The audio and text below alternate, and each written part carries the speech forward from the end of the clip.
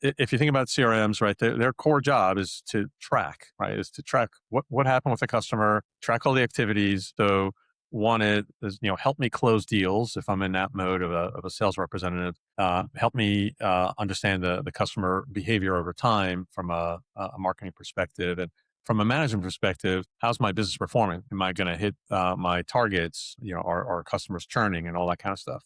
So the underlying data is what's critical, right? Knowing who your customers are, is what they're doing, how they're interacting with you, is the source that you crave to make all those kinds of judgment calls.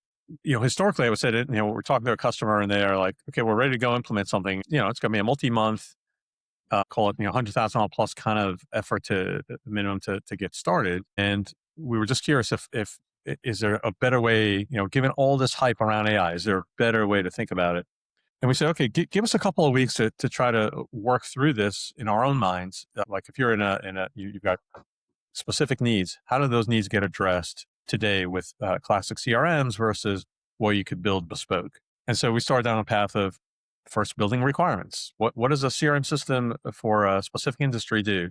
In this case, we're dealing with basically providers to the low voltage audio, video, entertainment kind of solutions, right? They serve both commercial and residential. What does their CRM system look like? And at the end of the day, we said, okay, here's a dozen things you have to do. Everything from integrating to other systems, integrating to telephony, integrating into email and scheduling software. Obviously, all the database record keeping, some industry specific modules for doing proposals and other kinds of things.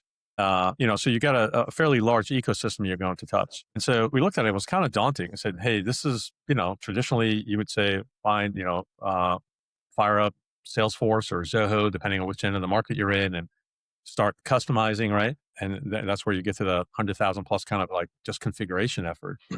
And so we went down the road saying, well, let's start use our core know-how and underlying platform that we built over time that's helps us write new code and see how far we can get. And what we found is as fast as we were able to build good designs, which you would need either, for implementing in any system, whether you're configuring a system right from scratch, as fast as we could write those designs, we can get the code and code that's production caliber code pretty quickly to get written. So the overall experience was such that we said, well, we can, listen very carefully to a customer, use domain knowledge that we, obviously have gained over years, and then just specify what we want and specify it in a way that leans on a technical architecture that's, that's tried and true, and scale up a system at the speed at which it would historically take you just to configure, a traditional CRM or ERP kinds of systems. Right. That was sort of the big learning, I would say. So in other words, when we're building CRM functionality, we're not saying, how do we just build a system of record? We're saying, well, how does a sales rep just, work their to-do list? And which part of the to-do list can be automated so they could just flag those as, hey, these are all the tasks I need done. Can you help me get them done, right? The idea is that you want to start all the way at the beginning of saying, what is it you're trying to deliver, and be ambitious enough about what you can deliver. And then there's all the how fast you could deliver it and with the right quality and all that, right? There's the implementation, but it starts with you having the right vision for the products that I don't think is the same vision that we had 2 years ago. So quick kind of, get familiar with the system. Think of it as like most CRMs have this funnel, right? Where you're starting with some kind of an opportunity. The early stages, the marketing leads, right? So you got a bunch of leads that come in. You're then going to work the leads through the sales funnel, right? You got to qualify them. After you qualify leads that turn into opportunities, you work the opportunities through the stages of the pipeline, hoping to get to a positive result right in closing. Along the way, you are tracking the accounts that are related to those opportunities, and those accounts are then related to contacts within those accounts. The sort of the key entities that you're working with in any CRM. And then around the periphery of that is a bunch of processes. How do you do what you do, right, as a company, which leads to a lot of configuration in those CRMs, right? Either you're buying something and then you want to, depending on your standard operating procedures, you want to customize it to do the work the way you expect to do the work. And then there's a series of, so what's very rich in many systems like ERPs and CRM is this configuration area, like how flexible is it to meet my goals? And no different than others, we wanted to make sure that we could address market worth of needs as opposed to one specific customer. And so even though this is a very young project, in a sense, we've built a lot of that stuff that only accumulate after years of being in the field. I'll pause there, Pete, to see where you want me to go. You took a perspective that was much more, how do I enable the salesperson as Yeah, opposed to how do I just sort of capture the record? yeah, And maybe we could talk about some places where you see that. yeah. So an interesting spot is if you think about even just the start of the funnel, the lead generation, right? So let me sort of show that here. When there's the typical kind of like, okay, enter a form that contains all the lead information, right? Now, this may be populated automatically if you're wired to, let's say you have a web form, a contact form on your web or other channels by which you take leads in, right? This may get populated automatically. One of the things that we added up front is the idea to say, okay, look, if you have any sort of records, right, whether they are audio files, right? A call recording, an image, a screenshot of something. We should be able to take that in and automatically create a lead for you from that. So the process that you saw here is we essentially piped in a audio file. So this might be the call recording. We transcribed it with using a model for transcription, and then we took the transcription and fed it all these purple fields that you see are automatically extracted on your behalf.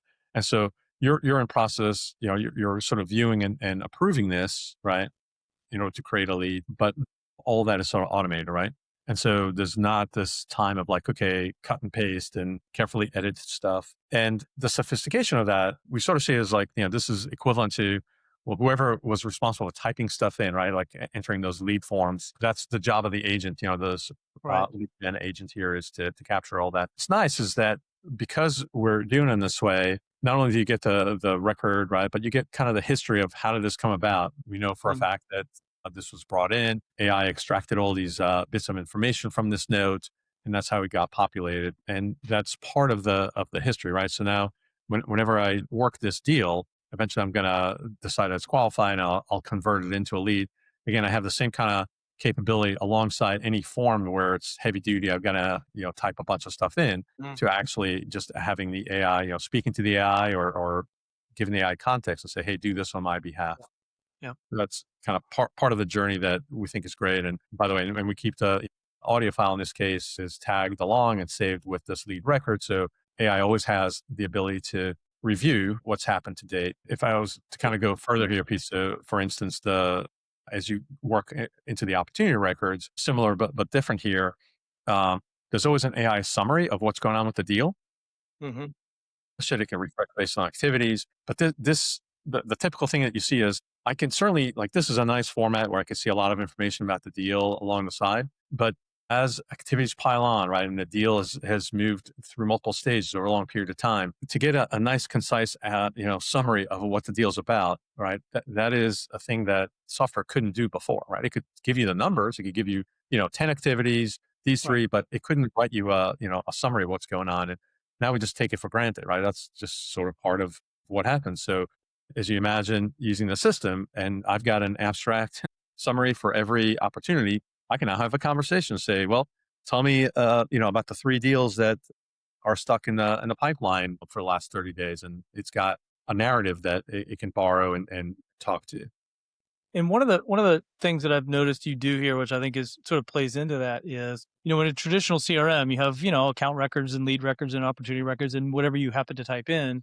But to make the agent really helpful to the salesperson, they need more and more context, right? Yeah. And it's not just the Yeah. records I typed in; it's the call that I made last week, it's the email I got yesterday, it's you know the diagram of their house or something. That's all really important to capture. Yeah. It seems to me that you've done a lot here to try to expand the context that we can sort of grab by building that right into this Yeah. capability. Maybe Yeah. talk. I think as you think about designing new systems, there's a few bits I guess that we learned. One, as you said, is context is king, right? The AI is only as good as the context it's provided, and context comes in the form of what actually happened in the real world. But another kind of context is how does my business actually run, right? So if you look at this concept of what we're calling sales playbooks, so in this case, or it's playbooks generically, in this scenario, it's adapted for sales, right? There's a methodology in every company of how, what is the sales process? And to the extent you could describe it by saying, okay, well, in this situation, we're describing it through the stages that a sale goes through. But within each stage, what are the tasks? What are the things I have to do as a salesperson to move from one stage to the next? And how can AI help me, right? So if I look at sort of let's look at an email step I've got here. I've got a step that says, hey, acknowledge the email for the lead. Here are some best practices. Here are some instructions to the AI of how they should think about this, and an email template to use when it's sending out this acknowledgement email, right? And so just by setting this up, and I set this up across for the various stages, now suddenly the AI has the capability to follow along, right? It's not just naively saying, oh, sales happen this generic way. No, sales now happen in the context of my standard operating procedures. And what's nice is, even though this looks like a fairly, kind of lengthy setup, we actually used AI to generate the setup, right? So we have a generate your own playbook, right? By here, I could upload my document that I already have that describes my playbook, and we'll generate these playbook steps on your behalf that you could, tweak it if you need to. And so now that we have this, you can go back to, when we look at opportunities and we dive into an opportunity that we've got here, you'll see these suggestions of what to do. And so, for example, here is, okay, let's notify qualification outcome, right? So here's an email that we should be drafting. This is a test system, so I don't know exactly what we got configured, but at the end of the day, it's able to auto draft an appropriate message using the context of what's happened so far, using the email template and the business practices that you said are important to you. And then importantly, like this email is not a standalone event, right? An email is just part of a long flow that you're having in a sales process. And so it's important to understand that, hey, when we send this email, for instance, I may want to be reminded, let's say if I've got no acknowledgement in the email, no response in some period of time. So I want that escalated. But importantly, after the email is sent, the system tracks the email and decides what to do next. So if there's a response, how do we parse that response into a next set of actions according to the playbook? If there's no response, what do we do? And so there's a key system here, and credit to Mike for building this quickly and professionally for us. This looks like another daunting thing, right? If you think of playbooks as sort of the human version of, hey, how does a process work? Workflows are sort of the AI version or the machine version of the set of rules of what to do. And so this gets very detailed in like, hey, send the first email. After you send that email, we want to decide if there's a response within 24 hours, what we do. If there's no response, what do we do, right? And so this whole workflow, if you will, is all about escalating, a series of email and outreaches to decide whether this is a qualified lead or something that needs to go into kind of a nurture bin because they're non-responsive. And so, and again, this looks sophisticated, but you can build this using AI as opposed to having to wire these boxes one at a time. Right. And this also starts to feel like, I don't know about the rest of you, but I never felt like I sold the deal because of Salesforce, right? And maybe I'm being unfair, right? But this is actually enabling. And it's taking away mundane tasks so that I can focus on, as a human, maybe what I do best, develop relationships, and I'm not spending my time in the CRM, and it's actually giving me recommendations. And it, and then the accidental byproduct is much more accurate view of the sales funnel for executives so you can get predictable business results. Nobody thoroughly enjoys it, I know, going in and adding a lead, converting it. Exactly. Yeah. And the evolution of all this ultimately feels like you've got a sales assistant effectively that you're delegating all the stuff that can be delegated, right? All the stuff that you want delegated, right? It's not the build the relationship part, but it's everything else. Like before the meeting, send out a reminder, right? Or, hey, if we got a prep for a meeting, go do the prep work and bring me, draft the agenda on my behalf, right? It's all those things.